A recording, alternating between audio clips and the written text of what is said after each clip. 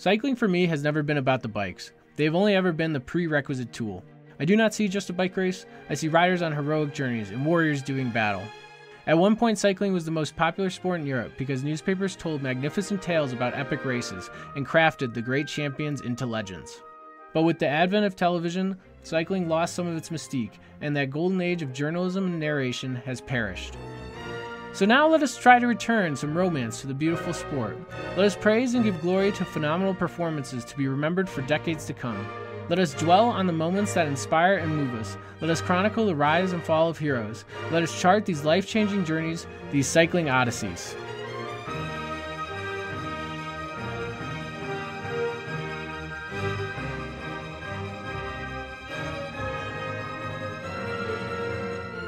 All right, welcome back to another episode of the Cycling Odysseys. I'm your host, Patrick Santino.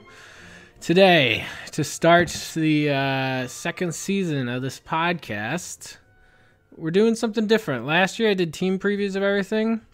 That was pretty boring. I gotta say, it was pretty boring, and it was not something I'm super good at, predicting or assessing. I'm more just let's go back and see what we saw with the racing and try to spice it up, give it the proper gravitas it deserves. That's basically the point of this show. So anyways, to do that, I figured let's do a lead up to the Cyclocross World Championships, which are taking place in the U.S. this year. Such a big deal. But certain events have thrown clouds over such a race, and it might not just be snowstorms. We'll see.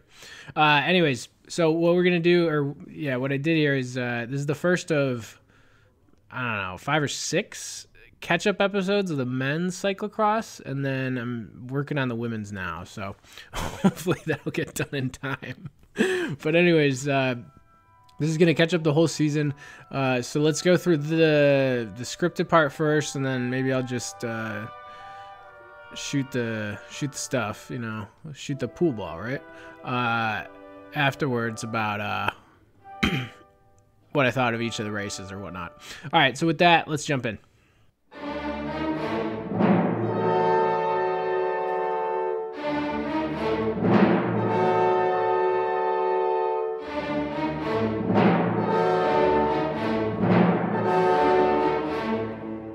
A cross catch-up, October.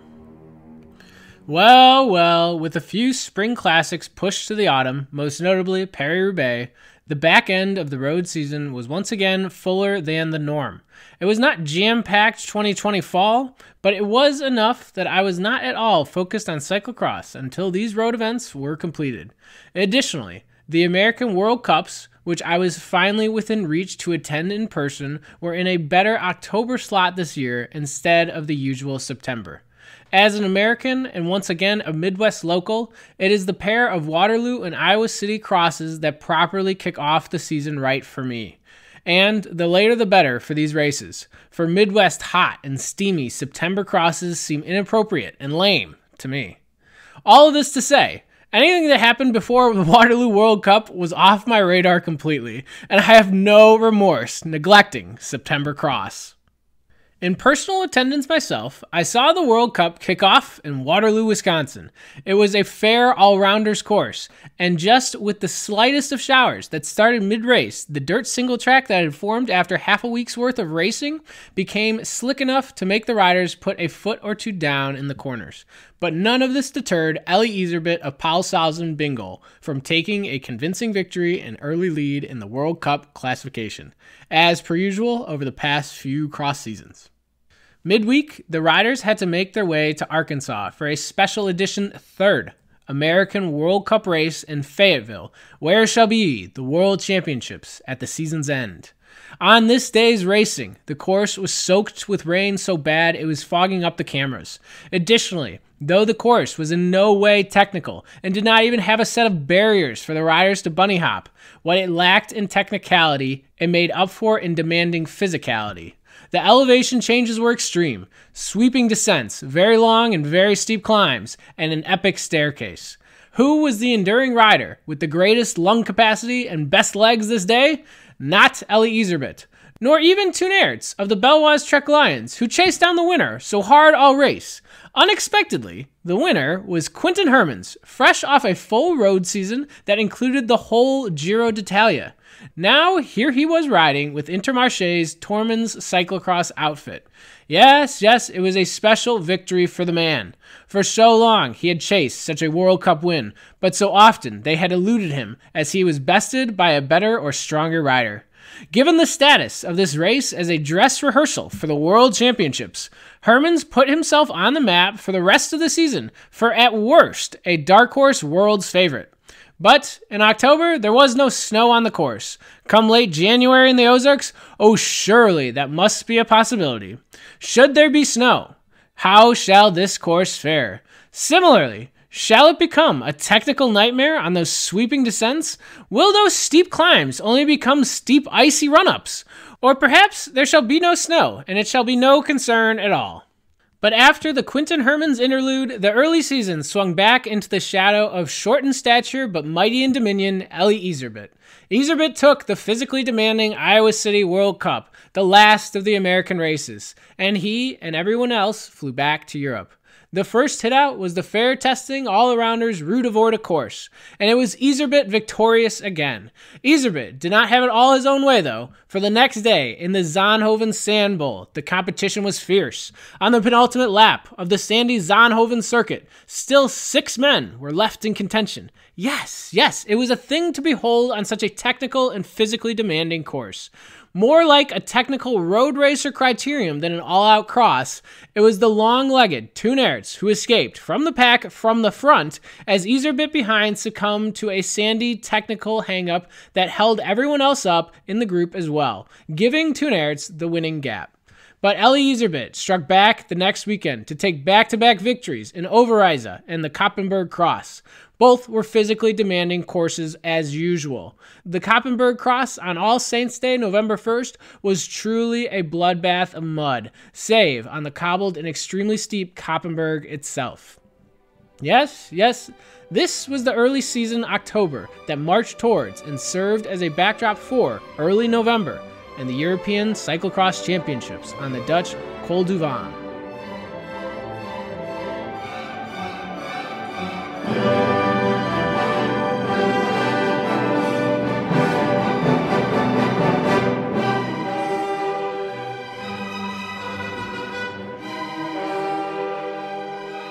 Okay, first things first. Yes, like I said, September Cross is lame.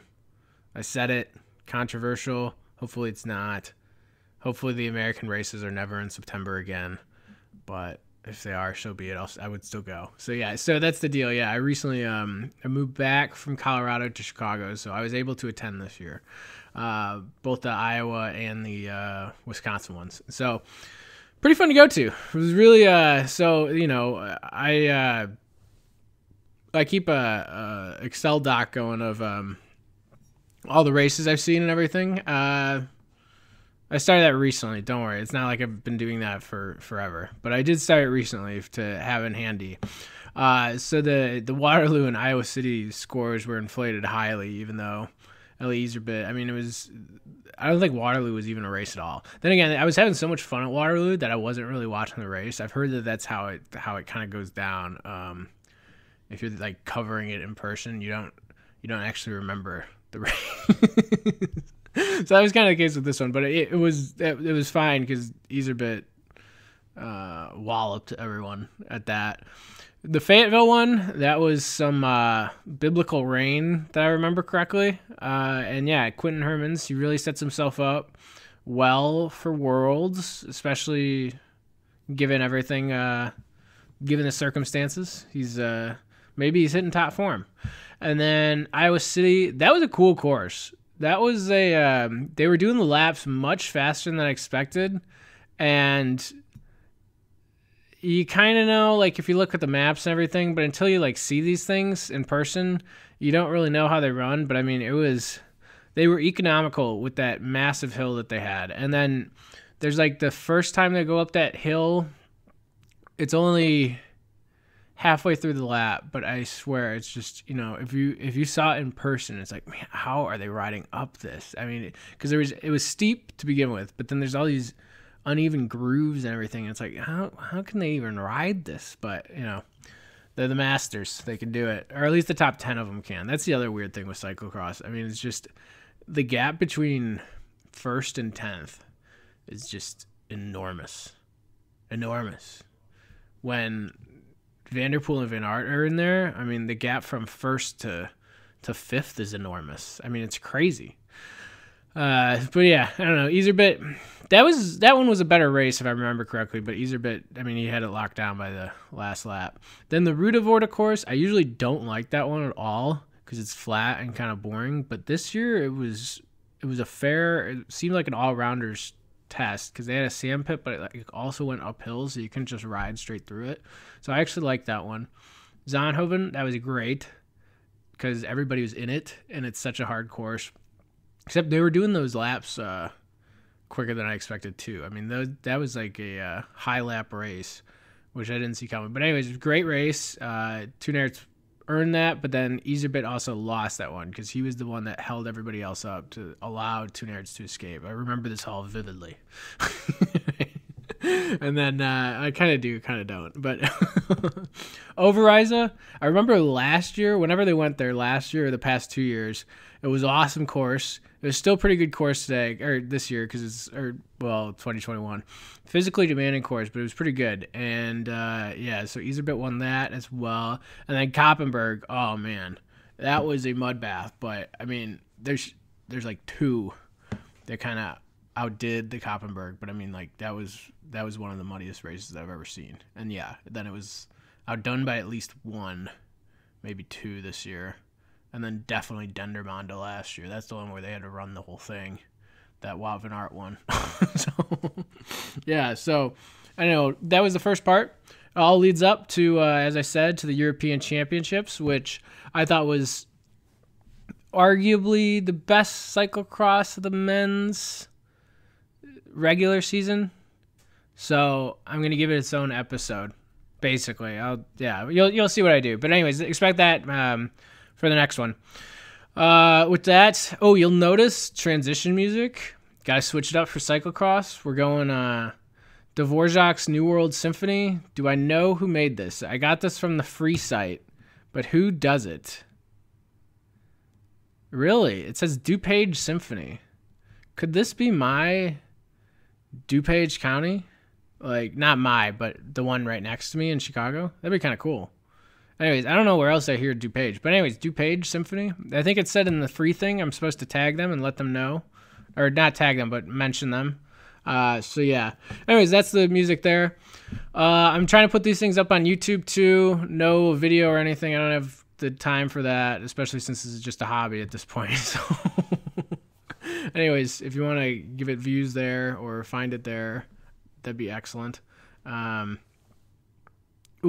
Leave reviews too. Comments on YouTube, reviews on any of the things, 5-star reviews. I'll read them out. I'll read out comments too, maybe. I don't know if they're any good or well done. But subscribe on YouTube too. Like any subscription things, let's bump those up. Find the blog post, cyclingodysseys.com. Follow me on Twitter, Cycling Odysseys. What else do I have? Send me an email about anything, cyclingodysseys@gmail.com. Thanks for listening to the show, everybody. Vive le cyclisme.